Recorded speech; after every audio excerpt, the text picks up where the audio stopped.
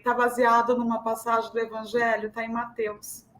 Eu vou ler esse pedacinho para vocês. O que acontece? Jesus estava, logo depois que ele convida Levi, né, Mateus, que era o coletor de impostos, para segui-lo, ele vai então jantar na casa dele.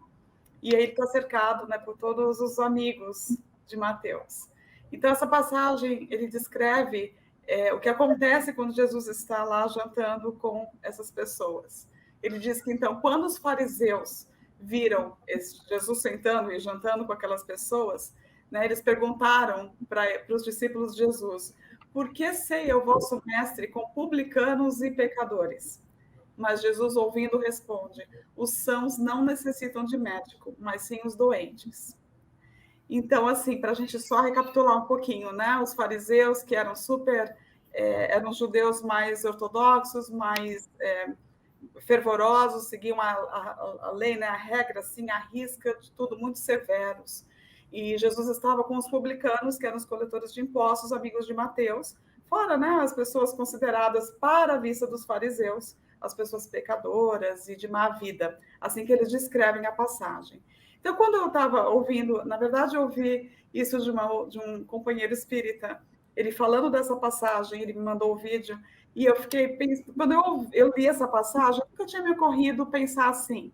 Quando Jesus fala, então, que ele não veio, né, para os sãos, mas sim para os doentes, a gente tem que parar e pensar um pouquinho, mas quem são os doentes? Que na visão do fariseu a gente sabe a visão mais dura, né, sobre a conduta do diferente, daquele que não compartilhava com a mesma crença, mas não só, porque acho que é fácil apontar os doentes, os que têm problemas, fica muito mais fácil a gente apontar os defeitos. Mas acho que a pergunta é o contrário. Se Jesus veio para, né, não veio para os sãos, veio para os doentes, quem são essas pessoas que podemos chamar de sãs? Quem são essas pessoas saudáveis? E aí, falando desse assunto com a Marisa e com a Lina, a gente chegou à conclusão de a gente falar sobre a saúde, né? Quem pode dizer, então, eu sou uma pessoa saudável? O que faz uma pessoa ser saudável? O que é considerado uma pessoa saudável? Por isso, o título do estudo é A Perfeita Harmonia da Alma, porque isso foi uma definição de Emmanuel, onde ele realmente descreve aquilo que a Organização Mundial de Saúde veio dizer em 1946, muito tempo depois, o que é a definição de saúde para a Organização Mundial de Saúde, que é o estado completo de bem-estar físico, mental e social.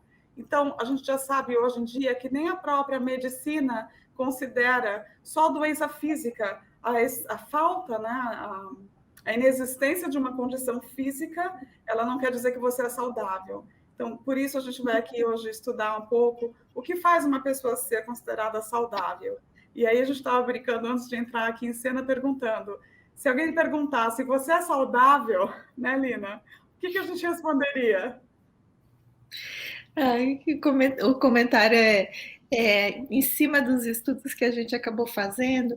Acho que a pessoa que responde que você é enfermo ou você é saudável, se você falar que sim, eu acho que a nossa conclusão é assim: ou você já é um espírito crístico, e aí você não diria que sim, porque você já tem uma noção muito boa de quem você é e onde você está inserido no universo, ou você não entendeu a pergunta, você não tem noção do que que está acontecendo.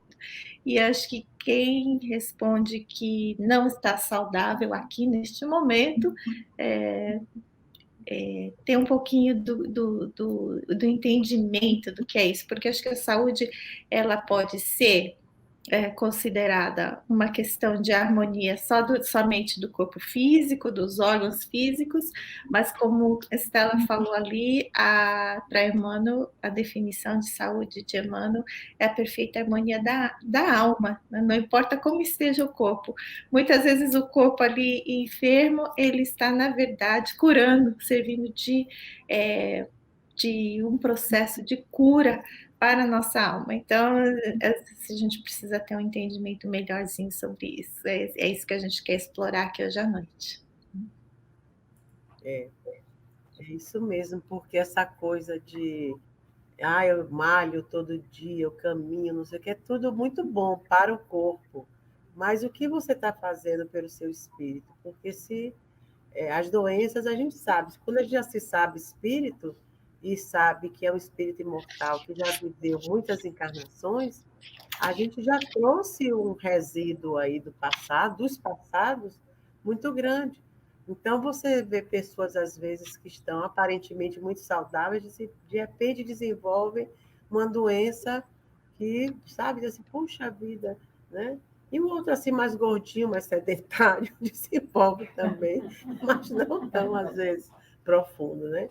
Então, tem que se ater sempre a essa coisa de que o espírito é que precisa se nutrir para estar saudável, para poder dar saúde ao corpo.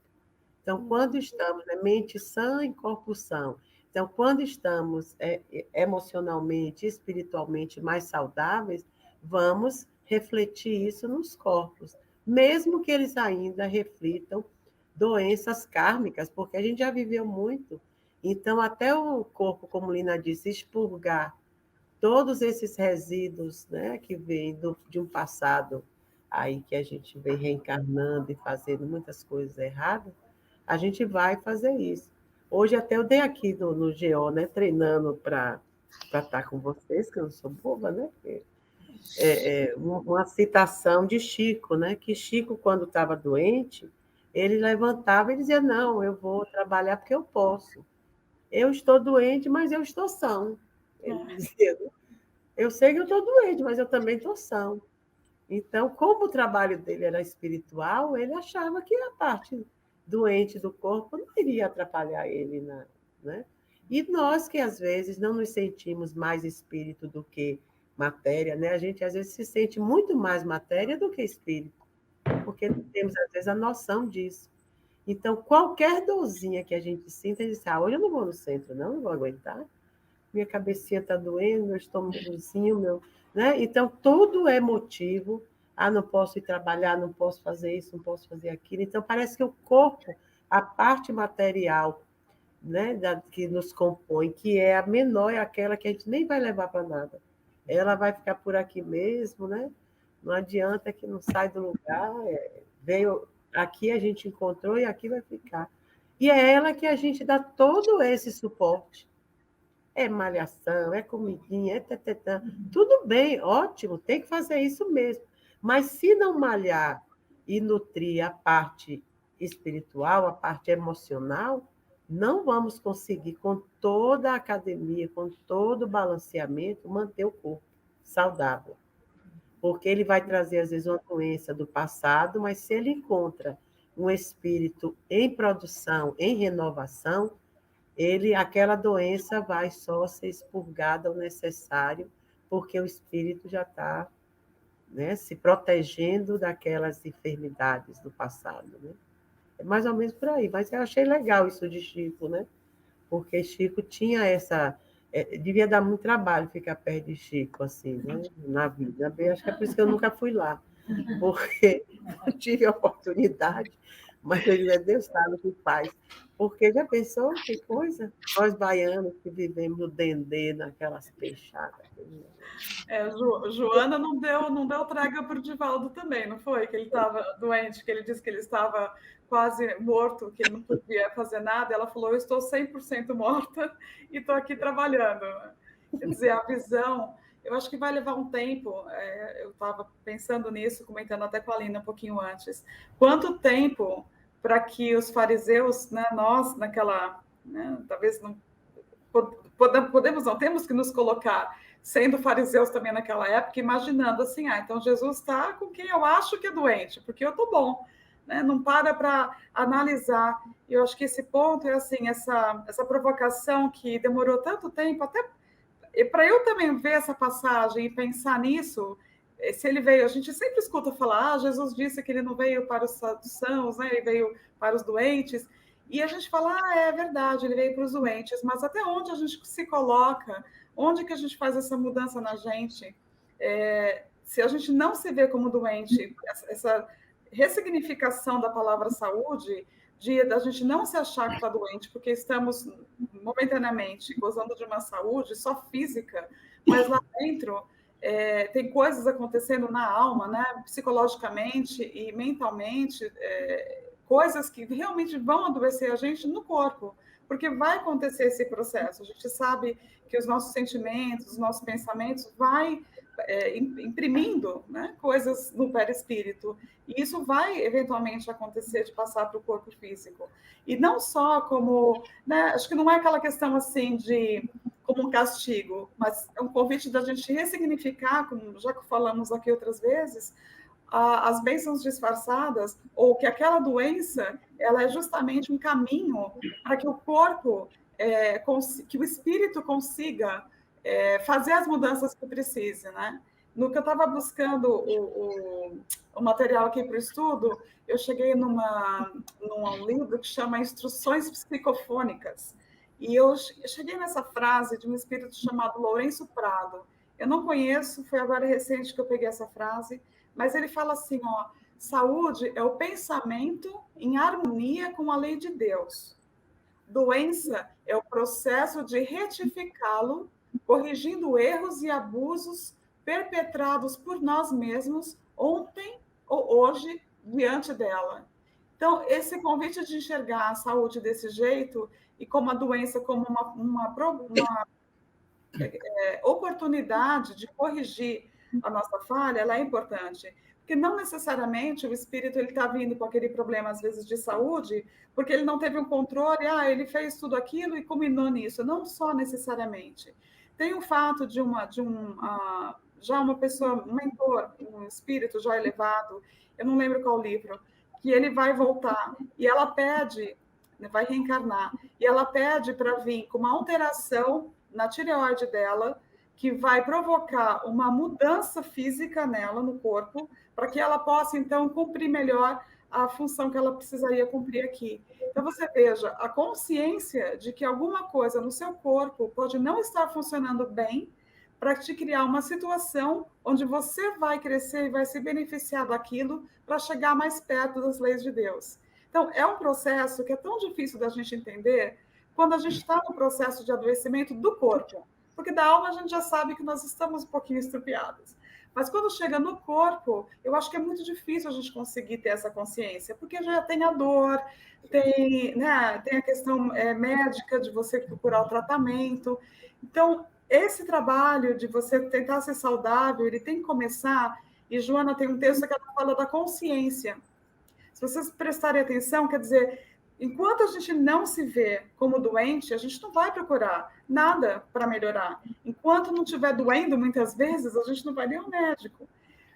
Então, eu acredito que à medida que a gente vai estudando e vai tentando entender as nossas dificuldades, as nossas bênçãos disfarçadas, olhar uma situação como bênção e não como castigo, porque acho que também é muito difícil a gente fazer essa mudança, mas entender que aquilo é uma ferramenta.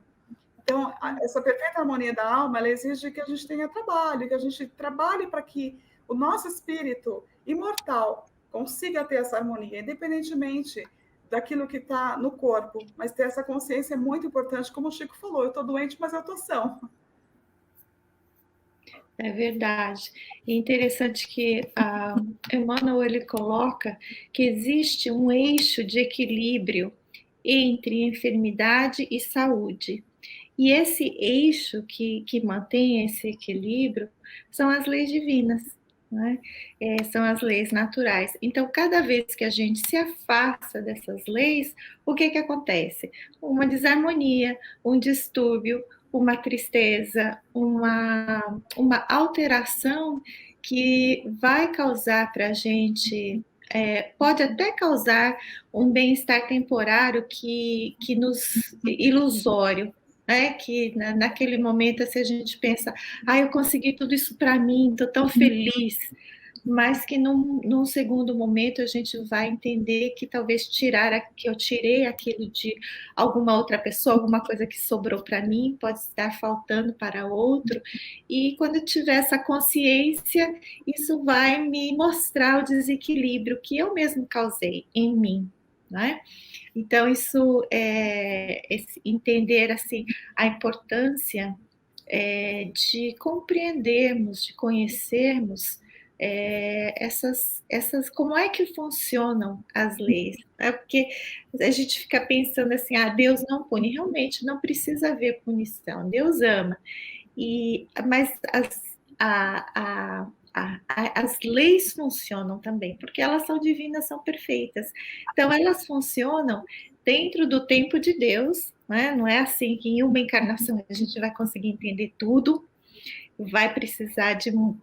Para alguns vai precisar de mais tempo, para outros de menos. Para os espíritos mais duros, a gente vai precisar de, enquanto ainda estamos muito duros, nós talvez precisemos de uma dor maior para quebrar um pouco dessa dureza, não é? Para amaciar, como diz Marisa, a gente vai ficando mais molinho com as coisas que a vida vai nos ensinando. E isso acho que é muito importante entendermos que isso funciona assim, porque aí a gente começa a mudar mais rápido no caminho que Jesus nos deixou, né? O caminho de verdade e vida, ele não deixou assim, olha, você tem que fazer isso. Não, ele deixou esse exemplo de que se você fizer isso, o jugo é mais leve. É mais leve não porque você vai deixar de fazer as coisas, de ter as consequências das suas escolhas. Mas eu acho que a nossa atitude muda um pouquinho. Então você começa a ver a dor, enxergar a dor assim como Estela falou. Olha, muda. Isso que você está fazendo não é por aí. A gente muda mais rápido quando a dor chega, a hora que dá antes a gente tinha que se estrupiar todo mesmo, tinha que se acabar. Agora a gente já, né? Sente um empurrãozinho e já sai logo correndo. A gente não, talvez eu estou falando que para mim ainda leva muito tempo, mas às vezes tem que doer bastante, não é tão fácil assim, não. Mas tendo esse conhecimento, eu acho que a gente vai se percebendo melhor quando as mensagens da vida chegam, né? Você se desequilibrou um pouquinho, olha, qual é a lei que você está desviando aí, né? Eu acho, Lina, que urge nós termos esse conhecimento desse eixo da vida, porque a gente vai parar de culpar Deus de tudo que acontece com a gente. Né? Porque, como você disse, Deus é amor, Ele só colocou as leis para poder nos equilibrar. Então, quando a gente infringe uma lei, como em qualquer lei, a lei humana também é assim. Quando a gente infringe a lei, né, somos punidos por aquilo que estamos fazendo de errado, né? Para poder voltar para o eixo. Só que a lei humana falha em diversas coisas. A lei de Deus, não, por ser uma lei de amor, ela não pune, ela educa. Então é diferente, porque é você que se sente responsável pelos seus erros e pelos seus acertos. A gente passa a tomar, como se diz, né, a rédea da vida. Então essa desarmonia, né, que se estabelece numa perfeita harmonia que deve reinar, que vai reinar, queiramos ou não, a hora a gente vai cair a ficha e dizer, não, é assim. Que Jesus já mostrou que é assim, né? Bom, se chegar ali não tiver correto, é porque eu estou errado. Então, cada vez que a gente se liga muito na doença do corpo, mas para ela se refletir no corpo, é porque ela já desarmonizou a alma primeiro. Ela não vem para o corpo porque é o corpo primeiro, e depois você sente a dor, não. A dor já está lá. Então, se eu me escravizo de alguma forma, se eu sou cheia de regras, de preconceitos, de problemas, né? Eu até gostei aquelas passagens com Jesus, não pode curar no sábado. Sim, meu amigo, e tem dia de curar alguém, a pessoa está doente, não pode sábado, só pode domingo. Você vê que são as regras, e nós também, às vezes, né? No centro espírita, em casa, e tudo igual, a gente começa a estabelecer um monte de regras assim, que é inquebrantável. Essa cadeira você não pode, essa cadeira. Né? É uma coisa. Eu vi uma vez lá de Valdo, na Mansão do Caminho, assim, que ele entra, né? O lugar é para 2.500 pessoas. Então, em frente a esse salão, tem uma cafeteria muito grande. Então, antes da palestra, ele fica lá, conversa com um, conversa com o outro, e vê, tem um grupo de jovens logo do lado. Aí ali ele encontra as pessoas que ficam batendo papo. Mas quando ele atravessa a ruazinha, né? Porque lá é meio que a cidade, atravessa para entrar no salão de palestra, aí ele vai assim, né? Tira uma bolsa daqui, entrega a dona. Ó, deixa aí vai tirando as coisas, desarruma toda aquela arrumação que você já chegou cedinho para guardar lugar para 10, a outra também. E lá na frente tem um lugar assim fechado, reservado. Né? Aí um dia assim que ele estava passando, né, fazendo isso, retirando tudo, aí alguém disse assim, tira aquele lugar reservado lá na frente também. Aí, pronto, Jesus. Aí ele disse assim, minha irmã, eu até tiraria, sabe, mas ali nem eu posso tirar, porque ali é um lugar reservado para os trabalhadores que estão até agora servindo na cafeteria, que estão aí do lado de fora ajudando a estacionar os carros. Então, essas pessoas, nós achamos que elas merecem o melhor lugar, porque já vão entrar atrasadas, cansadas, estão fazendo assim as últimas coisas, e a gente está aqui há meia hora, ali lanchando, aqui conversando. A senhora não acha, não? Mas na vista de todo mundo. Eu acho, né? Mas são as coisas assim que a gente. Por que a gente faz isso? Porque somos ranheta, né? A gente não tem o que fazer. Aí o outro diz uma coisa e você quer, né? Então, esses são os nossos maiores problemas, maiores. São essas manias, esses pequenos, não, tudo eu guardo, tudo eu sinto muito intensamente. Se você não me cumprimentou hoje com aquele sorriso, ai meu Deus, o Aras não gosta mais de mim, que coisa. Nós tiramos as deduções que queremos, né, fruto das nossas imperfeições. Então, essas amarguras, esses rancores, isso é que nos adoece.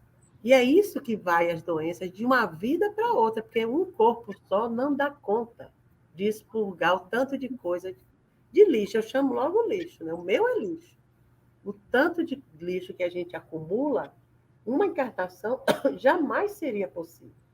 Então, a gente leva esse para outras vidas. Então, quando Jesus falava dos sãos, ele falava daqueles mesmo, que ele dizia, eu vim para os estrupiados, são aqueles que já correm rastejando atrás de mim para pegar na minha túnica para ficar curado. Querem me ouvir.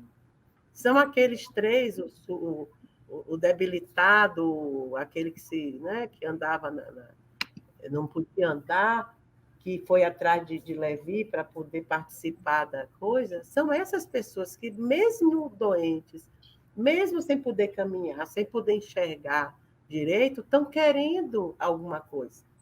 Por isso que os pobres dos fariseus pagavam a conta, né? Porque estavam bem na situação que estavam, mas profundamente enfermos, porque eles achavam que eles eram os bacanas. Cheio de regra, sábado não pode, a comida não, olha, isso aí tem que vestir branco, no templo só entra assim, se não jogar bastante moeda aí ninguém vai ouvir, então a gente já tem, entendeu? Então, a gente tem que olhar para esse passado de Jesus e dizer onde é que eu me encaixo, né, durante essas passagens que Jesus cita. Que tipo de personalidade eu estou mostrando hoje para a minha vida? Como estão minhas emoções diante de... O que é que está me escravizando? Né? O dinheiro, o trabalho, a maneira rígida de levar a família. Não, vai ter que sentar aqui sim, é meio-dia, a hora de comer, não pode sentar para... Aquele negócio de não poder ver televisão, né?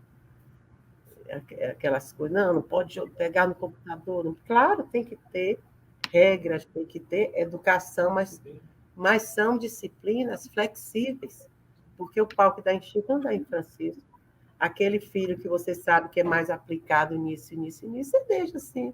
Não, porque você quer ficar mais um pouco, filho, fica assim. O outro não, vai dormir logo, rapaz. Está na hora que amanhã você não levanta nem. Mas isso tudo com verdade. A criança sente em você a verdade. Você não está tratando porque você é uma pessoa à parte, o dono da casa, que vai lá e bota. Para você morar aqui assim, assim, assim, assim. Entendeu? você passa um tratado de boa convivência, para a gente conviver, principalmente quando está aborrecente, né? Quando estão adolescentes, Ave Maria, só Jesus na casa. Mas aí já é outra coisa. Vá, menina.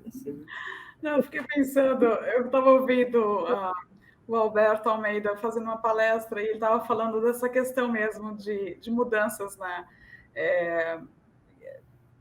Vou pensando um pouco nessa questão do equilíbrio. Ele estava contando que, e é verdade, né? A gente pega umas manias assim que a gente não abre mão. Ele falou que conheceu uma pessoa que ela passa 40 anos dormindo do mesmo lado da cama. E quando ela viaja, ela está no hotel sozinha na cama e ela continua dormindo no mesmo lado da cama, né? Ou então assim, eu só como sentado aqui nessa posição na mesa. Aí o dia que você come sozinho, ou chega alguém, né, e senta no seu lugar, pronto, acabou, você já está de mau humor, porque a gente é uma criatura tão de hábito que se você ficar ali engessado naquilo, naquelas coisas, o que tem importância, o que não tem importância. Isso é um processo também de equilíbrio. Eu tinha separado aqui um texto sobre equilíbrio e a gente nem tinha falado, mas eu fiquei pensando nessa questão do equilíbrio, que é o convite para a gente poder ter essa harmonia, né? Toda harmonia pede um equilíbrio. Então, para você ter um equilíbrio, eu fiquei pensando, como é que a gente anda de bicicleta? Pelo equilíbrio. Mas se você parar de pedalar, o que acontece? A gente cai, né? O que mantém a gente andar na bicicleta é o pedalar. Então, é o convite desse movimento da vida. A gente tem que, para poder estar em equilíbrio, para a gente poder estar saudável e manter esse nível saudável, que está além da doença física no corpo, a gente tem que pensar um pouco nisso, um pouco de como que a gente pode manter esse movimento do equilíbrio, e lembrando também que nem todo mundo que está com enfermidade no corpo está doente da alma. Muitas vezes a gente também tem essa concepção, a gente já comentou aqui outras vezes, que o Deci Andali, o médico, fala que ele já viu pacientes morrerem curados. Então, tem que lembrar isso também, porque senão a gente fica com aquela ideia da pessoa estar doente, né, incapacitada, e o espírito dela é aquilo, e a gente sabe que muitas vezes não é. O espírito está muito saudável, mais do que muita gente que a gente vê por aí saudável e, né, malhando, correndo, feliz, e, no entanto, a alma em si está super necessitando de cuidados. Então, nessa questão do equilíbrio, a Joana fala para a gente que a gente tem que renovar a nossa paisagem mental, né? E que, como a Marisa já comentou aqui, ela fala também isso, esses sinais de alarme em torno né, do que acontece, aquilo que a gente tem que prestar atenção, como que a gente poderia, assim, sintonizar um pouco essa sintonia fina da gente conseguir voltar para o equilíbrio, lembra? Para não parar de pedalar. Então, ela cita algumas coisas aqui que eu me identifico, porque a gente faz isso por tanto hábito que a gente não para pensar. Por exemplo, ela diz assim, pedir desculpas por uma reação infeliz, recomeçar uma tarefa que interrompeu e sente dificuldade, a ira, né? Quando você está com raiva, interrompeu e a gente está com dificuldade, abraçar alguém que não é muito amigo e se vê impedido de fazer aquilo, discutir um assunto desagradável e é tomado por um silêncio constrangedor, iniciar uma conversação e sente-se incapaz ou desinteressado, permanecer acordado sem libertar-se de uma ideia intranquilizadora. Quantas vezes a gente fica aí com aquela ideia na cabeça, remoendo à noite? Continuar ansioso, mesmo quando não há razão que o justifique, não conseguir dirigir palavras gentis a uma pessoa querida, sentir-se trêmulo ou deprimido diante de alguém que lhe parece superior e considerar-se diminuído no meio social no qual se movimenta. Então, ela fala que se a gente cultivar tudo essas dificuldades aqui, a gente bloqueia a consciência, porque ela fala sobre consciência e saúde, a importância da gente saber que a gente está com aquela dificuldade, né? Então, se a gente ficar cultivando isso, ela fala que a gente vai entorpecer, a gente vai ficar com uma sensação assim, que vai parar a bicicleta vai cair, né? A gente parou de pedalar. Então, ela fala que a pessoa, para ser livre, a pessoa livre para preferir ser saudável ou enferma, cabe a consciência de agir com liberdade profunda, assim, querendo ser feliz. E Hipócrates fala uma coisa, ele foi, né, um médico na antiguidade, ele fala uma coisa que eu acho bem forte também. Se para a gente se curar, a gente está disposto a abrir mão daquilo que nos torna doentes. Então, é uma pergunta muito profunda, porque te leva a essa consciência que Joana está falando. É essa questão que a Má comentou. Jesus já percebia naqueles que o acompanhavam a vontade, mesmo que não 100% a ponto, né, o desejo, digamos assim, porque, né, a vontade já você age, mas eles já tinham o desejo de se melhorar. Essa busca, né, já se via numa situação diferente que os fariseus já se viam. Está dando aquela passagem que o fariseu está orando e o publicano, e o fariseu todo com a pompa dele, né, julgando o publicano do lado, e o publicano simplesmente abrindo o coração dele para Deus, pedindo por ele mesmo. Então, esse convite da gente se perceber nas nossas dificuldades, tentar buscar esse equilíbrio, essa harmonia mesmo da alma, buscar que o espírito se cure, e mesmo que a gente passe por uma enfermidade que não tenha cura, mas que o nosso espírito possa ser curado, né, naquela encarnação, que a gente possa ter, eu acho que até mais, assim, que a gente possa ter a coragem de buscar essa cura do espírito, tentar passar além da doença que a gente está no momento do corpo físico, para uma busca maior, de um sentido maior naquilo, porque senão a gente vai, quanto mais a gente fica preso naquela situação, que vai ser temporária, porque, né, não vai ser a gente não vai durar para sempre mesmo, então essa doença pode acelerar um processo ou não, né, pode se prolongar. Meu pai ficou quase 2 anos numa cama sem conseguir andar. E eu vou te falar que ele não era doente, porque ele não reclamava e ele, depois de... Demorou muito para ele aceitar, né? Não foi uma pessoa que falou, que bom, agora eu vou ficar aqui. Não foi. Minha mãe conta que foi muita luta, realmente, a ponto do dia que ele realmente assumiu que ele não conseguia mais andar, ele ficou na cama, mas a atitude dele perante aquilo, né? E o que ele falava para mim, ele falava que ele estava se preparando, que ele sabia já com 88 anos que ele, né, estava preparando o caminho dele. Então, assim, você ter essa consciência de se preparar para esse momento, que a gente sabe que não é fácil, que requer muito estudo e muita força de vontade para não a gente cair no pensamento mesmo mais de pena, de dó, de culpa, de uma série de emoções que vêm com aquilo. Por isso a importância desse equilíbrio, por isso a gente tem que se movimentar de alguma forma, tentar, mesmo naquela dificuldade, procurar pessoas que podem estar passando pelo mesmo problema.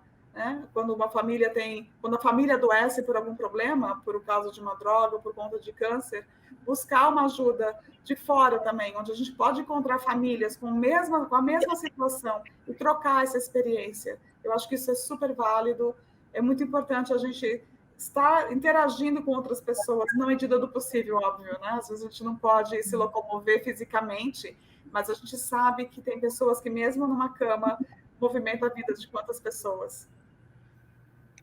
Com certeza. E antes você falou aí, Estela, que nem sempre a pessoa que está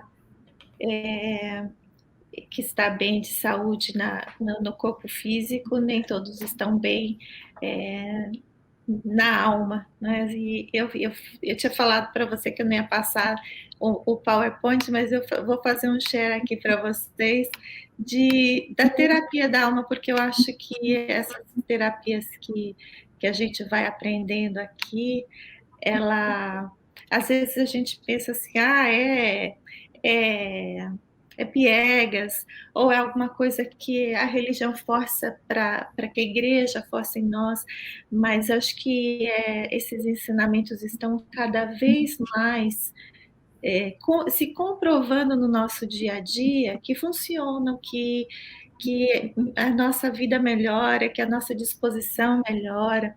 E eu, assim, acho que a maioria de vocês já não tem mais esses problemas da alma, mas alguns deles, assim, talvez a gente ainda tenha um resquíciozinho, né? Começando com o egoísmo. E Jesus dizia o quê? Faz o que gostaria que fizessem para você, né? A cólera. E ele diz, na paciência, possuirás a ti mesmo. Então, quando a gente fala que na ira, quando a gente perde a cabeça, né?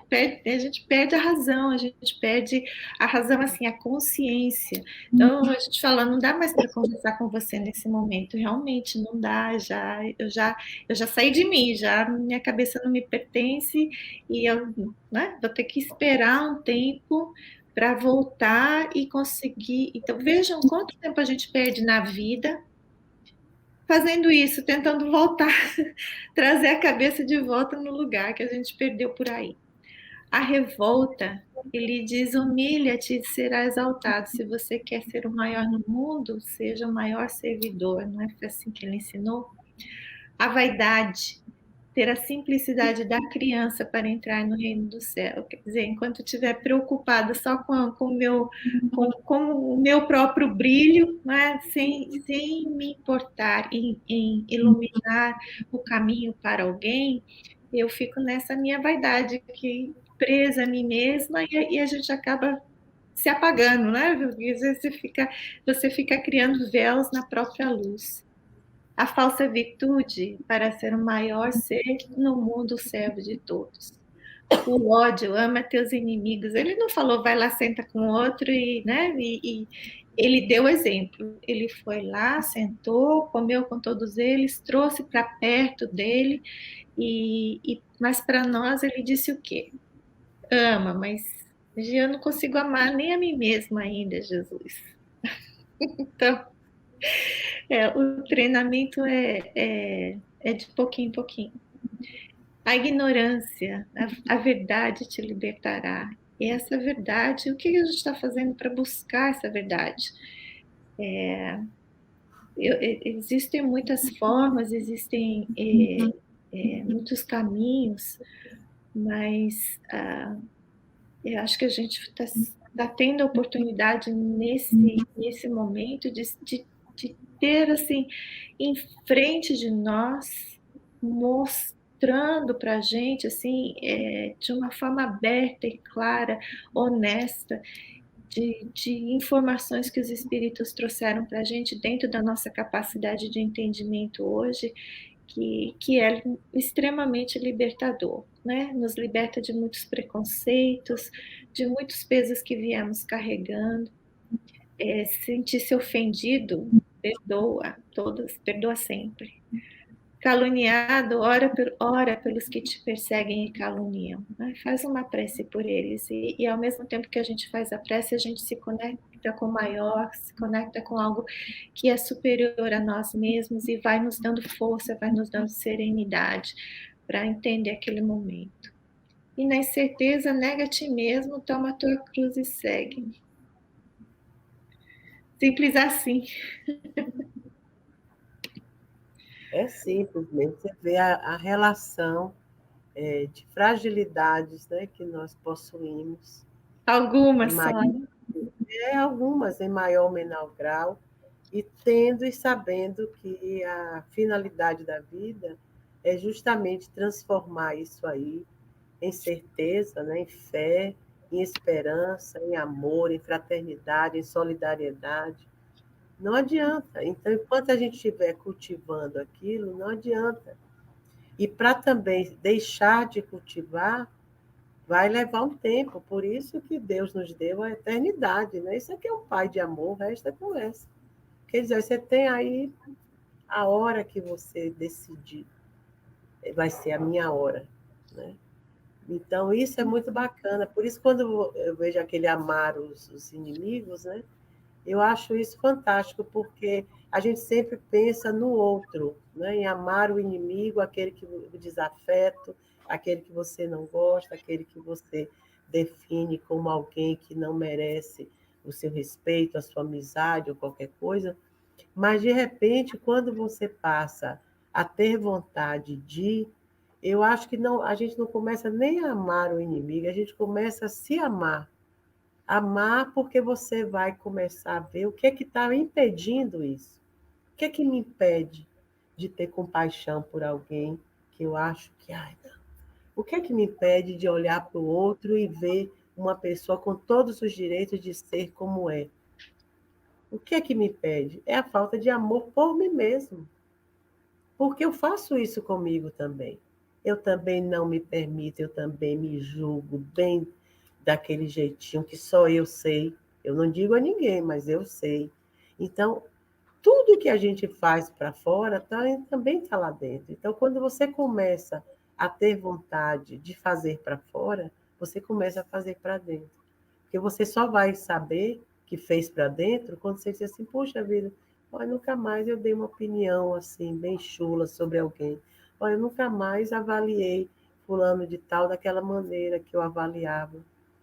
E não sei nem por que isso aconteceu, porque o amor age assim. Você não sabe por que aconteceu, você não sabe, porque como acabou também de quebra a vaidade, né, a soberba, você já não diz mais assim, ah, é porque eu sou o máximo, eu fiz isso, porque, lógico, eu tenho capacidade, como você também já está fora, né, dessa área, aí você, são aquelas coisas que você fica assim, eu não sei nem por que eu agora estou assim, desse jeito, nunca mais eu... Antes meu coração batia quando eu ouvia falar disso, ou então me dava vontade de entrar pelo vídeo no televisor quando eu via aquelas coisas acontecendo. Hoje não, eu olho para aquilo, não é indiferente. É como é em paz. Isso é que se chama paz. Você está vendo uma coisa terrível em paz, então indica que você está fazendo um bem enorme àquela coisa que está acontecendo. Ao invés de você estar compartilhando com o horror, você está sendo cuidador, você está sendo pacificador, você está levando, não é, uma boa energia. Então, isso é que está à nossa volta, né? Por isso que eu acho assim, nós aqui, nós já buscando pelo menos um pouco esse entendimento, nem que seja a vida toda ouvindo, né? Porque a gente ouve isso tem uns 250 anos já de, de espiritismo, né? Só dessa encarnação. Mas não é, o mesmo é assim, mas a gente já ouviu tanto isso, mas é porque ainda não deu aquele clique. Mas quanto mais a gente ouve, daqui a pouco, quando você vai ver, você não está falando nada, você não está fazendo, às vezes, materialmente nada, mas você está sentindo tudo. Né? Você sente tudo. Então, esse é que é o grande lance.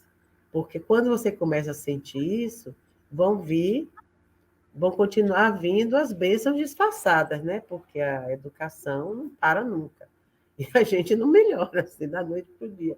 Mas quando vem a bênção disfarçada, que vem aquela dor atroz, é aquilo que você diz, não, eu estou meio assim, mas dá para eu ir, sim.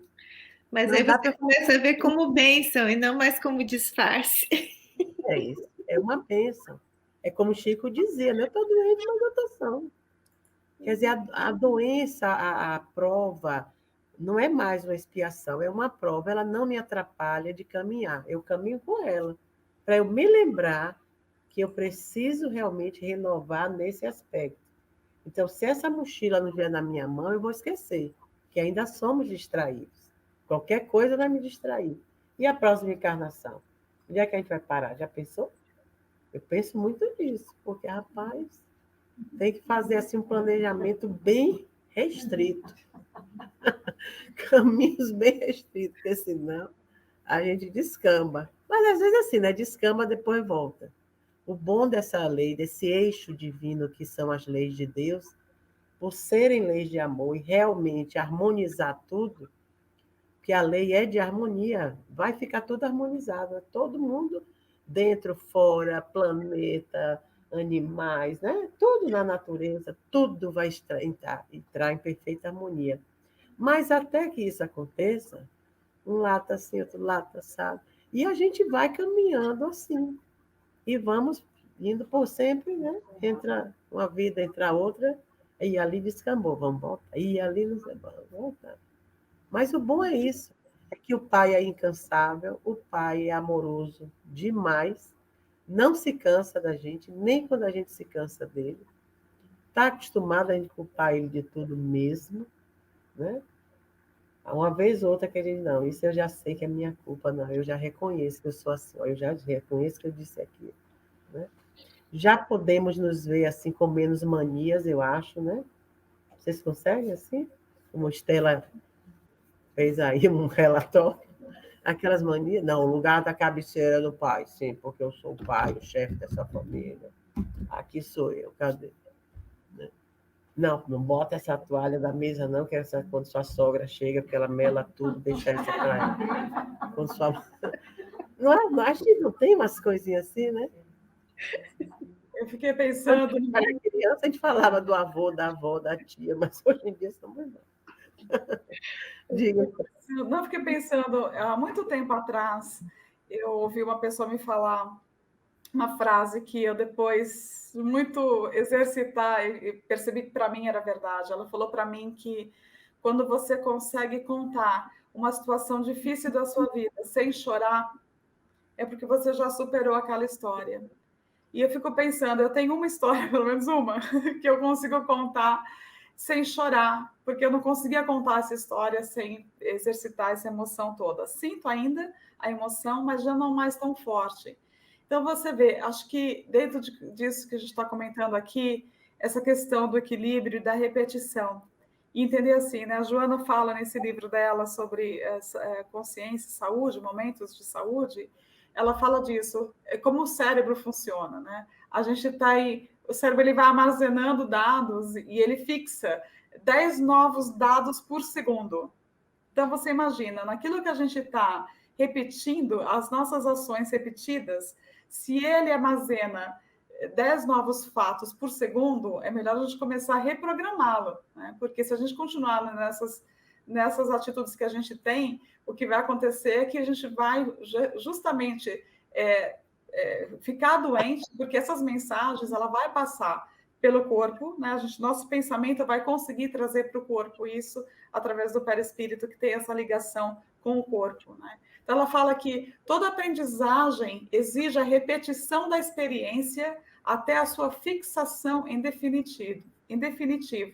Do mesmo modo, a aquisição de valores e padrões de felicidade vai além do simples querer, né? Deambulando pelos caminhos do conseguir. Então, de novo, né, eu acho que é isso, essa busca desse equilíbrio, né, continuar nadando, aquele filme do Nemo, ele é isso, é porque é isso, a gente tem que continuar nadando, tem que continuar pedalando, tem que procurar esse equilíbrio, não você ficar parado no equilíbrio de sentar, não, né? O equilíbrio você exige que você se movimente para manter equilíbrio.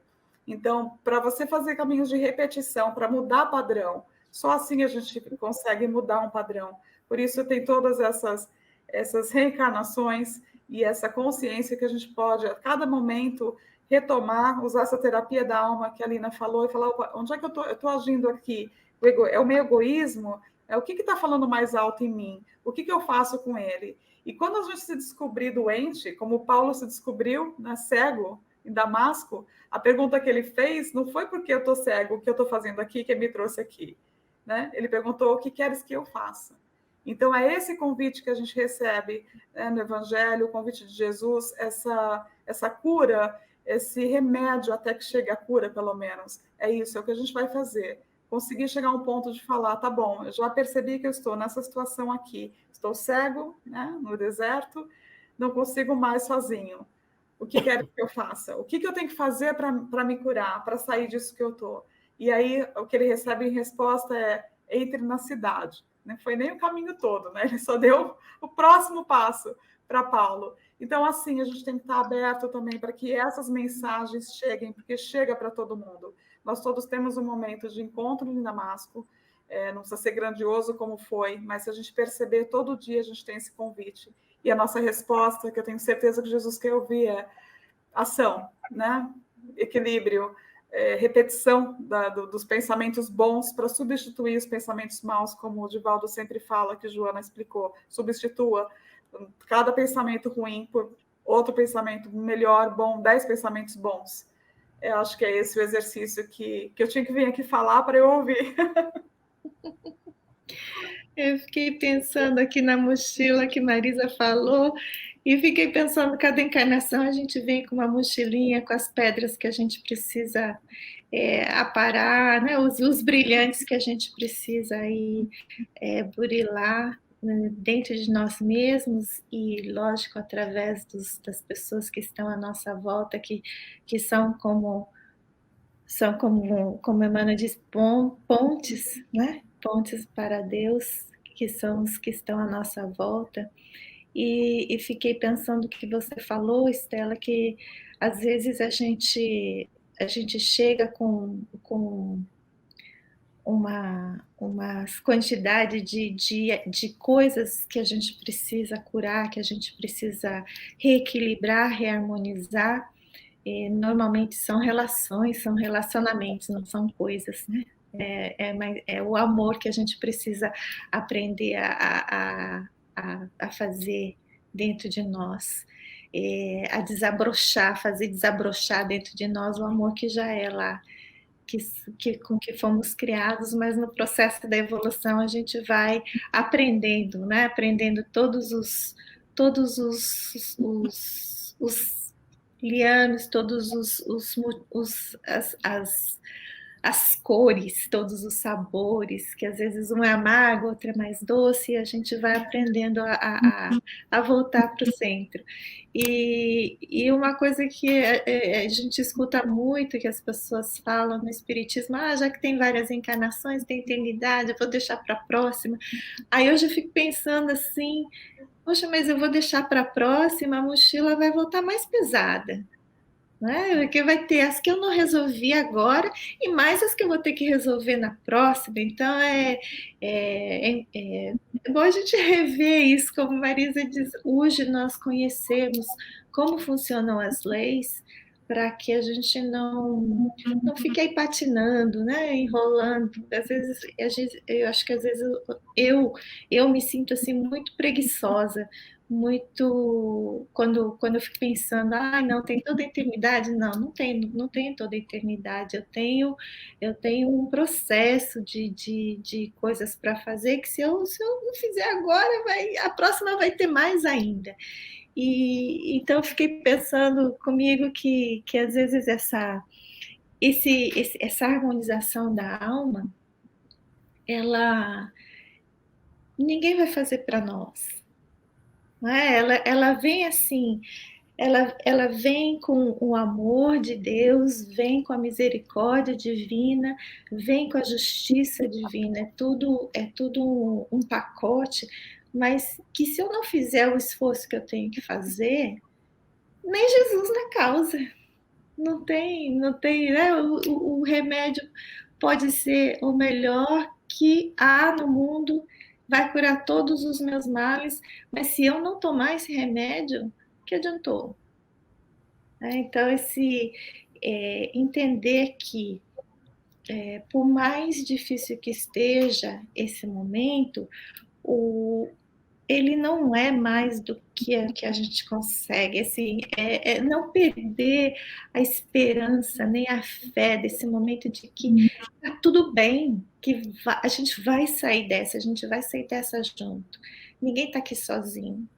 E que seguir a receita do médico, fazer aquilo realmente que você falou. Paulo foi lá, arregaçou as mangas e falou, tá bom, o que você quer que eu faça? Imagina se Jesus já tivesse entregue a mochila, né, completa, assim, ele foi dando pedrinha por pedrinha, e conforme ele foi trabalhando, as pedrinhas foram virando diamantes, e no final da vida dele, a hora que ele olhou para trás, ele tinha construído dentro de si mesmo aquela mina que ele foi dividindo com os outros no processo, que até hoje a gente estuda e se maravilha com as coisas que ele deixou. Né? E fica aqui o convite para o nosso estudo que vai começar daqui a pouquinho. Verdade. E o agradecimento por terem nos ouvido. Agradecer mesmo, que é tão gostoso, né? A gente tá junto e dividindo esses temas assim que enriquecem, porque a gente chora muito, né? Como Estela disse, a gente tem as lembranças, a gente chora por aquele irmão que foi, mas não foi embora. Foi voltar para casa, como a gente vai voltar daqui a pouco, mas a gente sofre. Tudo é causa de um grande sofrimento ainda em nós. Somos ainda muito sensíveis, muito. Por isso que a gente tem que ter cuidado e cuidar das coisas que já podemos cuidar, né? Já nos ouvir, já realmente dar aquele tempo para poder calar e não deixar aquela palavra maldita sair, né? Fazer uma autoavaliação, né? Como eu estou hoje, sem ficar avaliando só o outro, né? porque é muita coisa para dar conta. Então, eu acho que a alegria, a esperança, a fé, isso é que não pode faltar. Isso é que tem que estar na mesa todos os dias, além, lógico, daquele pãozinho, cafezinho, o que todo mundo gosta, mas todas as vezes que tiver parado, assim, não estiver trabalhando, fazendo nada maquinalmente, naquela coisa que você fica meio, né, sem pensar direito, você sempre pense nisso, né? Eu estou sendo um instrumento de paz, de alegria, aonde eu chego. Como é que está o meu caminhar? Como é que eu estou transitando entre essa encarnação, que daqui a pouco chega a hora de ir embora. Então, é muito rápido as coisas, né?